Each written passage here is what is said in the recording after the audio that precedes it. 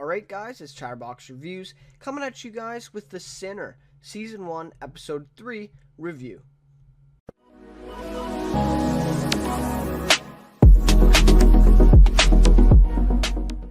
So, personally, enjoyed this episode. Not a bad one. Pretty average episode. It wasn't my favorite. Probably the worst out of the three so far. But that's with the first episode, the pilot episode, and the second episode being so good, right? It's hard to compare. But yeah, so before I get into this, I just want to apologize for this being late. Something came up and I wasn't able to get it out on time. But anyways, so hopefully you guys still tune in. I know, a lot of people watched the episode already almost a week ago now, and, they're probably not too interested in it, but for me, my perspective, I want to have these reviews in total. I want to have a whole collection of all the episodes that I'm going to do. I don't want to have one missing or whatever, because the way I look at it is maybe down the road, someone starts, getting into The Sinner, or a few people get into watching The Sinner, they're watching episodes, they want to see a review, and it's not there. So that's just kind of my 2 cents of this, and that's why I'm still putting this one out, even though it's late, because I really do care about it, and I want it up on the channel. So, anyways, like I said, decent episode this week. Some big stuff happened, don't get me wrong. But yeah, so anyways, let's get into this little recap of it. So, basically, it starts off with the people from the agency doing the 7:30 exam on Kora. They're not getting a lot of answers. They find her to be fit for trial in the end, so they decide that. And the woman that was doing the 7:30 exam, she tells Harry afterwards that it could actually be PTSD psychosis. And they see that in combat veterans all the time, where basically they kind of hallucinate, and for them it seems like they're in that moment again, and they perform exactly what they did in that moment, again in present times. So that's really interesting. I think that definitely explains what's going on with Kora, and why she hit Harry the exact amount of times and the exact location, right? So I think that is definitely something that can't go unnoticed. I think that is what is going on here. But I'm obviously the question then comes, what happened to make her have this PTSD psychosis or whatever, right? So definitely we'll have to see more about why she has it, but that sort of sets the scene for what is really going on here, and it's a lot of mental health stuff as well. So yeah, but she's fit for trial, so that's a big deal as well. I mean, Harry kind of knew that was going to be the result, but he's kind of just buying time here so that he could figure out more, and ends up that it doesn't buy too much time, because the tests go pretty quick, and they get to a verdict. So yeah. So then Harry goes to see Cora's parents. Her mom says, she ran away when she was 23, which is pretty old to be running away, but that's what Harry says in it as well. And that it was July 4th, 2012, that weekend, and that was the same day that Kora told Harry that big lie, the story about her and Frankie Belmont. So yeah, it's kind of interesting that date is becoming really important for this show, honestly, because like that, a lot of stuff has been revolved around that. A lot of these stories are coming out now that that is an important date for the show, and personally, we can't forget that. So she says, the mom says that Kora died when she left their house. So she's kind of dead to them, is what she's saying. And then a month after she left, her sister died, and her mom still blames her for that, which obviously, is crazy. That's, not the reason that the sister died.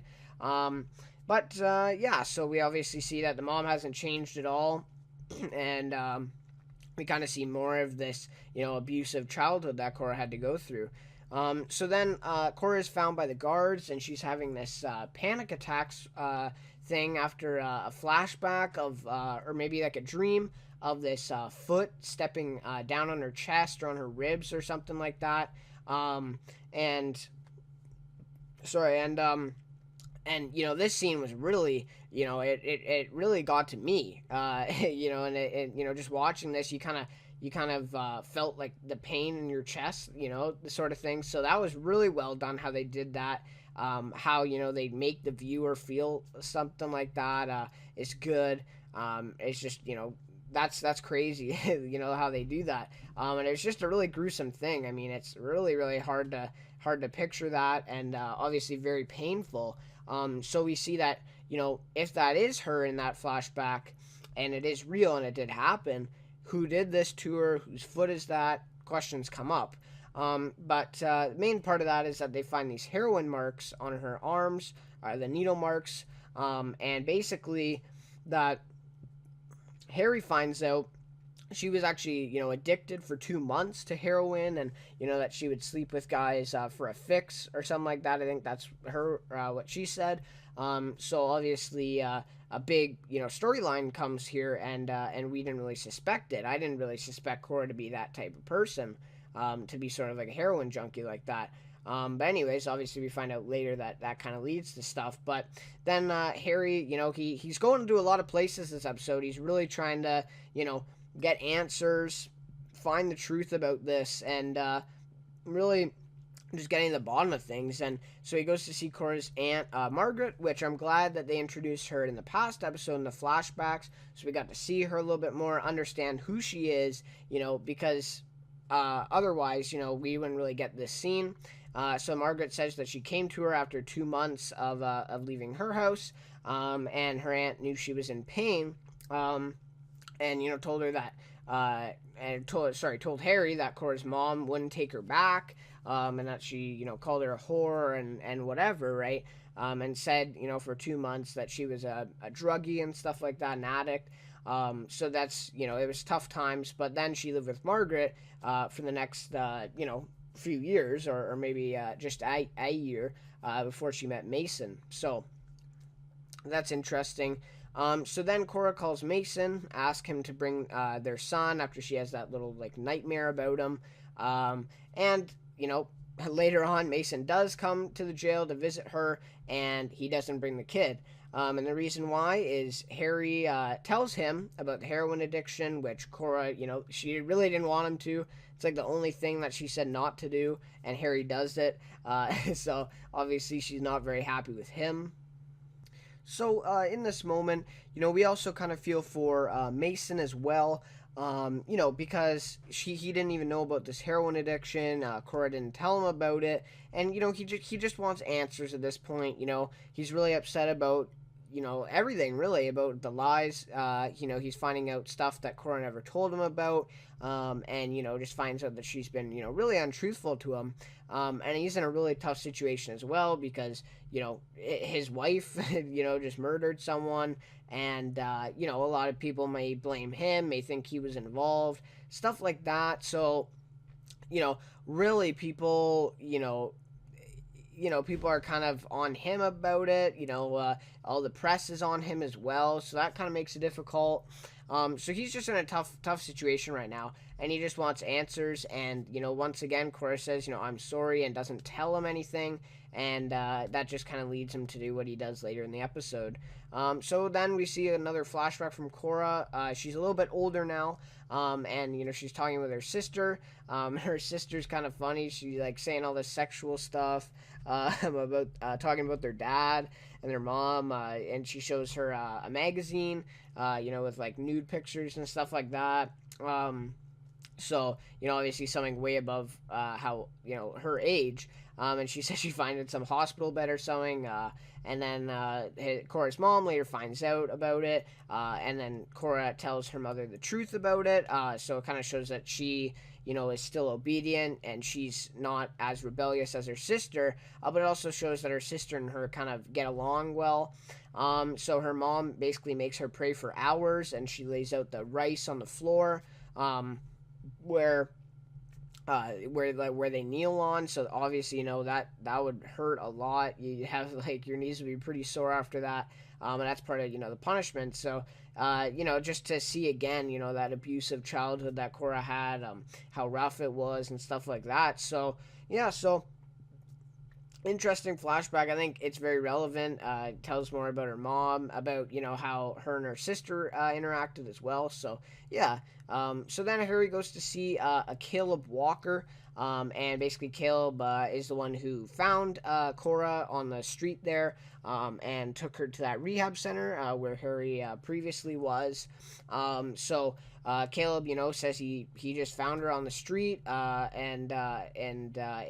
his part of town is kind of a little bit of a ghetto, I would say, or something like that, where a lot of junkies and heroin addicts and all that are just sort of like homeless there, and living on the street. So you know he probably just thought that she was one of them, being there on that street.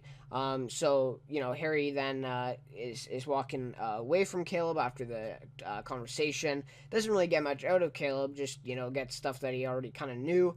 But important thing is he notices the person laying on the street, or maybe like down that little alley. And this guy has needle marks on his feet and hands, I think it showed, not his arms. So this kind of sparks something in his mind, and it comes back later on. So that was a big scene. And at the time, we didn't really know what that was for, but obviously they connect it later. So then I didn't really want to mention this too much, so I'll just touch on it. But Harry, it kind of his background and his family life right now isn't that good, obviously, as we know. His wife Faye, and him, kind of putting things back together, becoming a couple again. They have sex, as we see there. They're kind of getting back together, but in that scene we kind of see that Harry isn't that entertained, and it's just not as as fun of a time, I'll say, for him, being with his wife. So he decides to go back to the other blonde woman again after he sees her in the grocery store there. So that was interesting, and it's interesting to see his life sort of behind what his detective role is, to see like what his social makeup or his mental makeup is, and how he interacts with people and handles situations. But for me personally, I'm not a big fan of it. I'd rather just see all Kora stuff.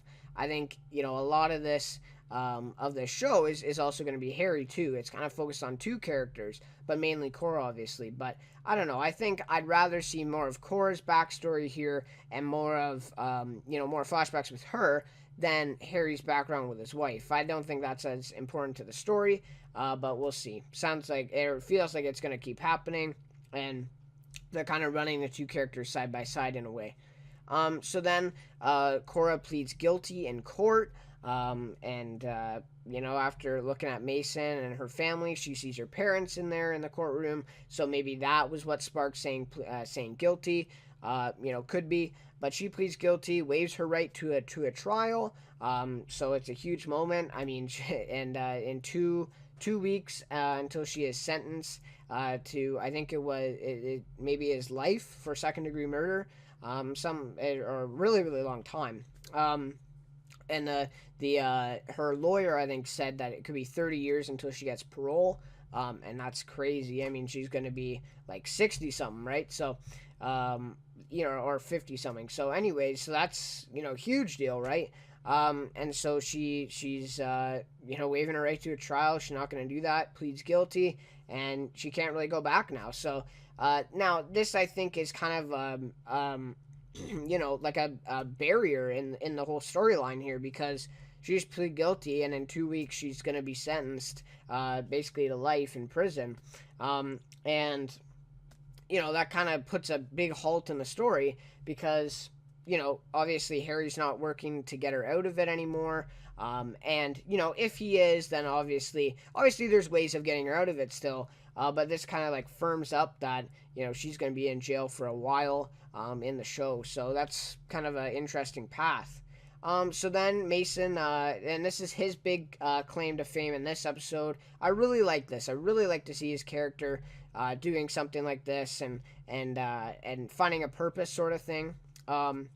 He goes to the bar where this JD is. His friend showed him where earlier, and he, goes down, sits down, questions him about Kora, and all JD is doing is laughing and saying that Mason doesn't know anything about it and just acting like an idiot, really, like super disrespectful and whatever.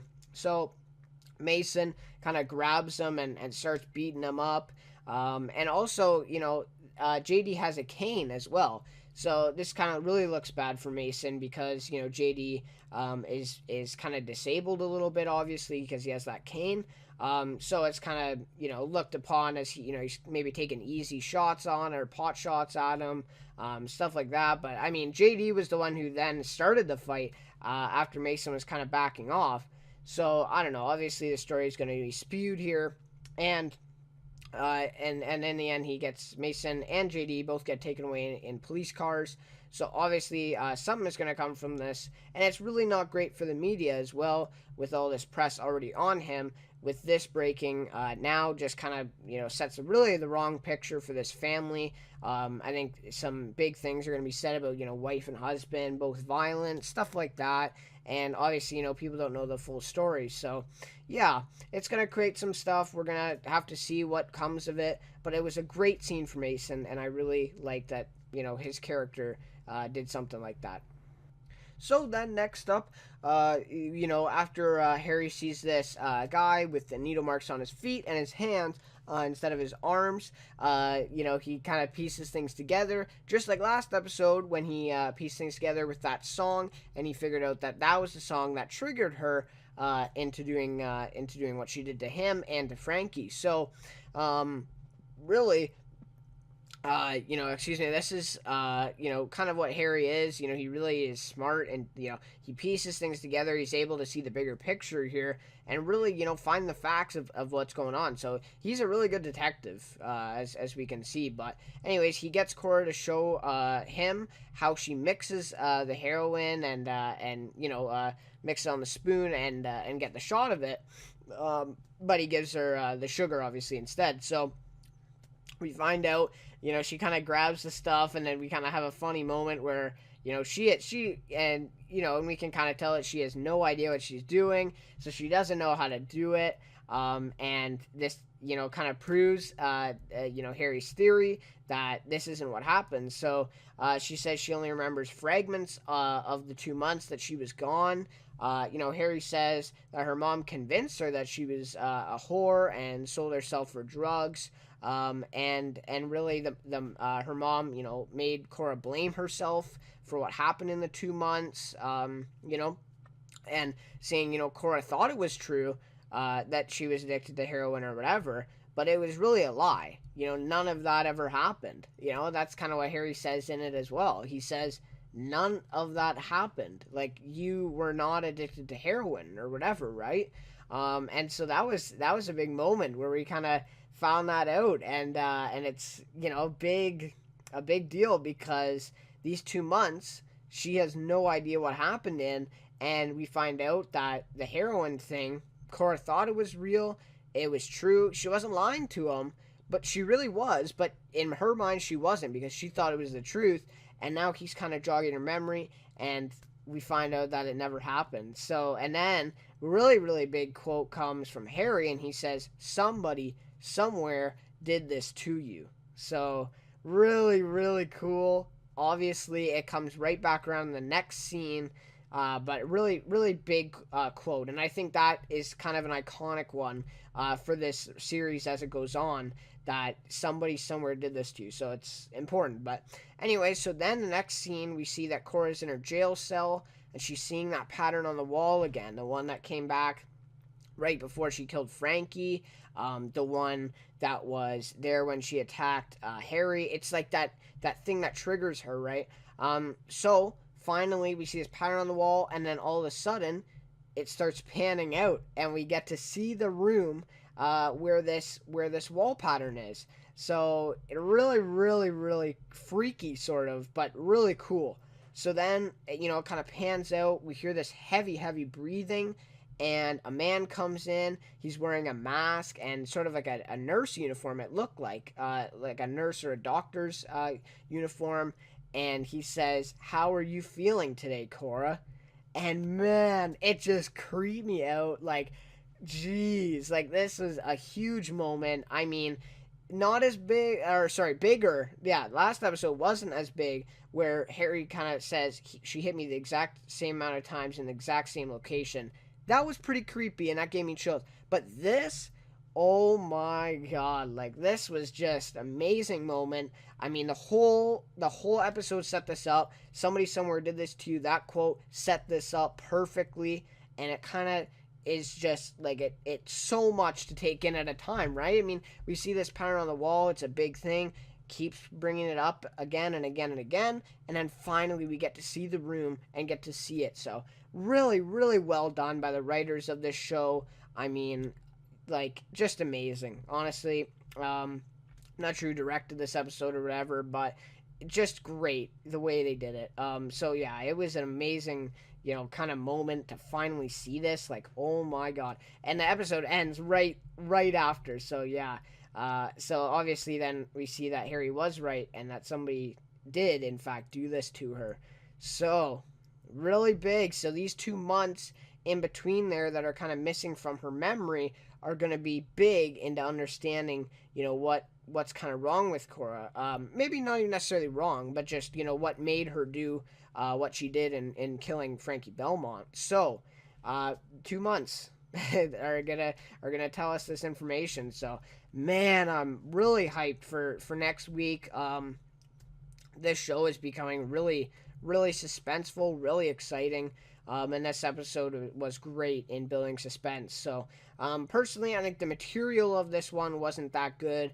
It just wasn't a lot of stuff, a lot of action. It was just kind of a boring thing, but some good stuff happened. The thing with Mason, thing with her, and this ending was amazing. It basically made the episode, 100 times better, right? So, anyways, it was great. And I did want to mention Bill Pullman's screen time in this, and in my opinion, I don't think that he deserves as much as he's getting right now. Now, I'm not saying that he's a bad actor at all. I'm just saying the character doesn't deserve a lot. Because, I mean, I thought this was more about, Cora and why she did it and whatever, right? But we're starting to see more of Harry, being detective and going to all these places and figuring out the story. More of that than we're actually seeing of Cora, doing stuff, which is a little bit different than what I thought originally this series was going to be. But I'm happy about it. I mean, Bill Pullman is doing an amazing job. Great portrayal of the character. And yeah, I mean, I'm good with it because Bill Pullman is a really good actor. But I think if he wasn't, I think that it would get kind of a little bit, overused. I would say, or maybe like too saturated with Harry's screen time basically. But anyways, just thought I'd mention it. So my rating for this episode is gonna be a 3.7 out of 5. And I know it's a little bit low for me, but I don't know. It was a good episode.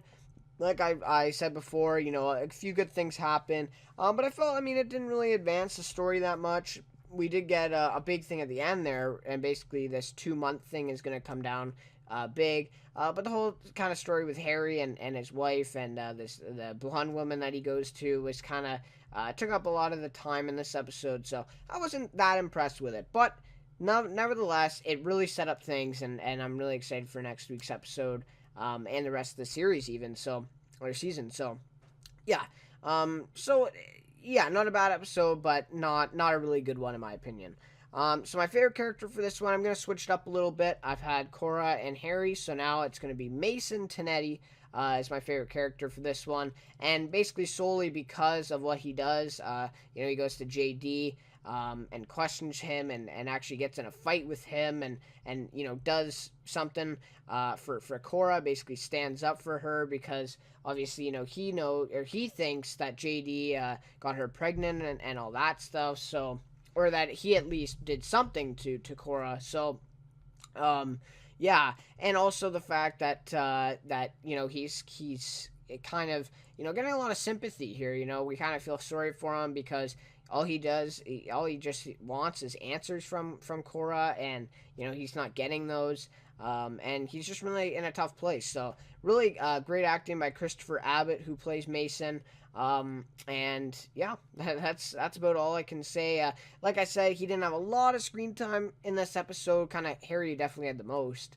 But I kind of want to switch things up a little bit, so I'm not talking about the same character every week, right? So yeah, but I really like his character. I think they have to give him more stuff like this. That going to JD and doing what he did. I think that'll help the story, because I think right now we're kind of only seeing Harry and Kora kind of side by side here a little bit more. Kora obviously, but I think involving him is big as well. And I have seen some people talking about how they think he's the guy in the mask. So we'll see. We'll see what this show brings. There's been a lot of twists already, so I wouldn't doubt if something big like that would be what happens. But we'll have to see. So, anyways, that is basically it for this episode.